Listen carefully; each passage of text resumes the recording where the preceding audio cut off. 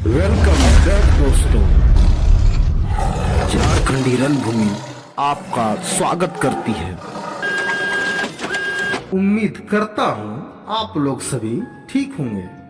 आज की वीडियो सोहराय पर्व के अनछुए, अनकहे, अनसुलझे पन्नों को समझने का प्रयास करेंगे, जिसके बारे में आपको पता ही नहीं।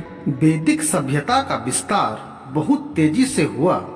लोगों में इसकी मान्यताएं विख्यात हुई। कई जगहों पर अपने प्रभाव से नियम भी बदले गए। उदाहरण स्वरूप हल पुनहा से मकर का क्या संबंध, माँ देशवाली से माँ दुर्गा का क्या संबंध, पोथी पूजा से माँ सरस्वती का क्या संबंध, भूत पीढ़ा से तुलसी पीढ़ा का क्या संबंध। वैदिक परंपरा के लोग बुद्धि का उपयोग बहुत करते थे, जिसके कारण हम ऐसा कह सकते हैं कुर्मी संस्कृति पर इसका प्रभाव बहुत पड़ा है। जब तक बारीकी से समझेंगे नहीं, तब तक आदिवासी कुड़माली संस्कृति को समझ नहीं सकते।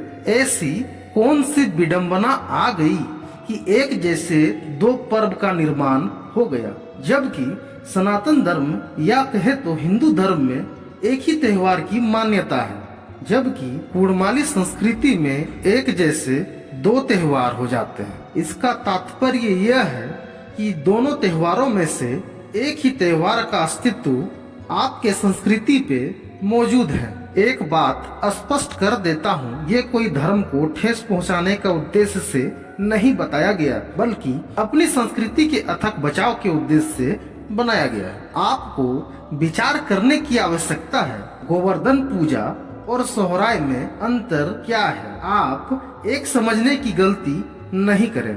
गोवर्धन पूजा और सोहराय के उत्पत्ति के दृष्टिकोण से पहले कौन आस्था का केंद्र बना, दोनों के पूजा पद्धति में आसमान जमीन का फर्क है। अगर एक था तो पूजा पद्धति में ईश्वरिक गुणधर्म, तरीके, आस्था अलग कैसे। पौराणिक काल में या कहे तो पुराने समय में कैसे कोई पर्व, पूजा, आस्था को समाप्त किया जाता था, समझते हैं। सारे सवाल आपके मन को जानने की जिज्ञासा को तुहल मचा रही होगी। सारे जवाब मिलेंगे। वीडियो में बने रहें। जो चैनल पे नए हैं सब्सक्राइब करें, लाइक करें और जमकर शेयर करें, ताकि अपनी आस्था के जड़ को भली भांति समझ सके और पहचान सके। कुड़मी जनजाति सोहराय तो मनाते हैं। सोहराय की उत्पत्ति क्यों हुई, कुड़मी जनजाति के पूर्वजों की क्या मंशा रही होगी, समझते हैं। कुड़मी जनजाति खेती के धोतक माने जाते हैं। जब ये कृषि कार्य और पशुपालन शुरू किया तो यह समझ आ गया कि कृषि के लिए पशुओं का सहयोग अत्यंत आवश्यक है। कृषि कार्य समाप्त होने या फसल की कटाई के बाद फसलों की खुशी जिनके सहयोग और मेहनत के बल पर देख पाते हैं, वो है पशुधन। तमाम कुड़मी जनजाति दिल से आभार प्रकट करते थे। कृषि कार्य के सहयोगी के रूप में काम कुड़मी जनजातियों द्वारा आभार व्यक्त करना ही आज का सोहराय पर्व बना। यह एक ऐसा अवसर है जहां प्रकृति और पशुधन की आत्माओं को धन्यवाद किया जाता है।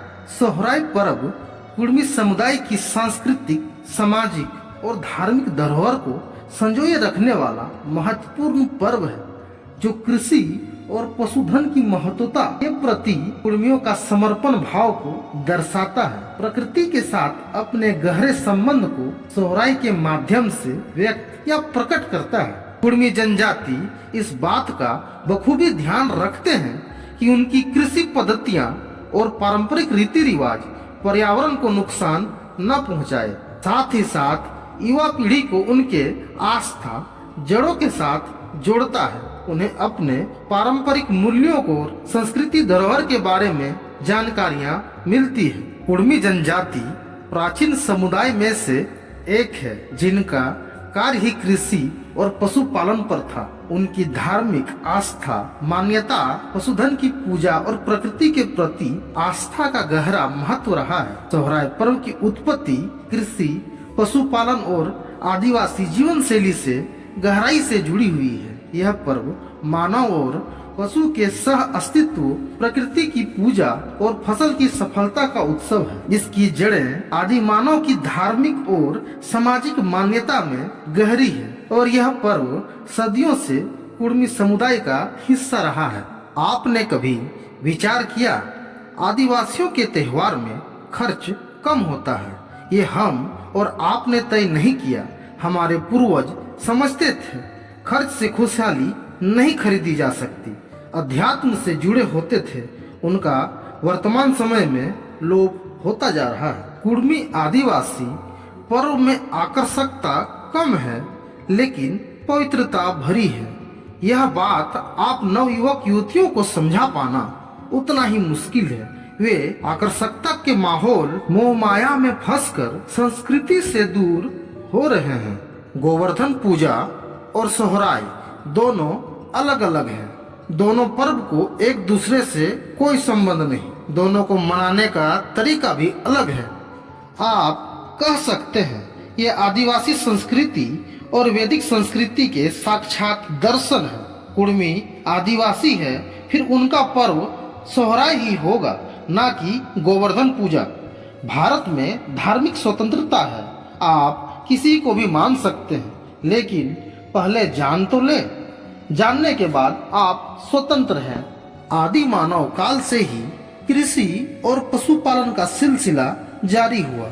लोग मूर्ति पूजा ना करके प्रकृति पूजा करते थे। प्रकृति पूजा का ही एक स्वरूप सोहराय है। तो स्पष्ट है, सोहराय की जड़ आदिकालों से चलता आ रहा है। वैदिक सभ्यता में ऐसे कई पर्व त्योहार मिलेंगे जो अनावश्यक रूप से लाए गए होंगे, ताकि आपका पौराणिक संस्कृति को छोड़कर नए में प्रवेश कर सके।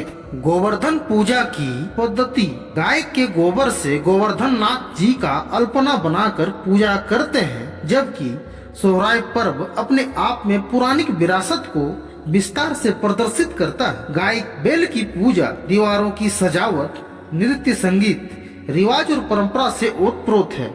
सोहराय की महत्वता सिर्फ पर्व के आधार पर नहीं, बल्कि आदिवासी समुदाय के लिए जीवन की प्रकृति के प्रति कृतज्ञता और सम्मान के प्रतीक है, जो उनके सांस्कृतिक धरोहर को बचा के रखता है। अर्थात वैदिक सभ्यता के कई प्रमाण बीच बीच में डाले गए, ताकि एक जैसे पर्व के कारण अपने मूल पर्व का महत्व कम किया जा सके। वैदिक पर्व आकर्षक बनाया जाए, ताकि प्रलोभन स्वरूप जाने अनजाने वैदिक संस्कृति को मानने पर मजबूर हो जाए। जब आपके मूल संस्कृति का ह्रास, गिरावट या नाश हो जाने से पूरा समाज का पतन हो जाता है, साथ ही साथ बीच में आए संस्कृति में समागम हो जाता है। वैदिक सभ्यता की, वैदिक परंपरा की ये पुरानी रणनीति रही है। आप सभी झारखंड वासियों को सोहराय व कोहाइल पूजा की शुभकामनाएं। नए पीढ़ी के नवयुवक युवतियां कुर्मी समाज की अपनी मूल विरासत को पहचाने, यही मेरी आग्रह है। जिनको भी मेरी बातों से आपत्ति है, कृपया अपनी राय कमेंट सेक्शन में जरूर लिखें। कुड़ुम जोहार।